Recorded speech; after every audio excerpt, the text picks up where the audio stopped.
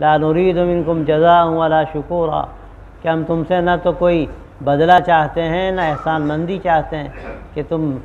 جتلاتے پھرو۔ بعض تو ایسے ہوتے ہیں، اللہ ہدایت دے، کہ کسی کی مدد کر دی تو 10 جگہ گاتے ہیں، کیا رے ہم نے فلاں کو اتنے روپے دیے تھے، ارے تو ہم نے دیے تھے، ان کا کام ہو گیا، ارے دیے تھے تم نے، تم 10 جگہ گاتے ہو، گویا کہ ان کی توہین کر رہے ہو، ذلیل کر رہے ہو اس کو۔ اور دوسری بات یہ کہ اپنے کو بھی ذلیل کر رہا ہو، تو اچھی بات تو یہ ہے کہ تم اپنے کو ذلیل کر رہا ہو، تمہیں جو ملتا وہ تم اس سے کل قیامت میں محروم ہو جاؤ گے، کچھ نہیں ملے گا، ایک حبہ نہیں ملے گا۔ یہ تو ایسا حدیث میں آتا ہے کہ دینے والا اس طرح دے کہ دائیں ہاتھ نے جو دیا وہ بائیں ہاتھ کو پتہ نہ چلے،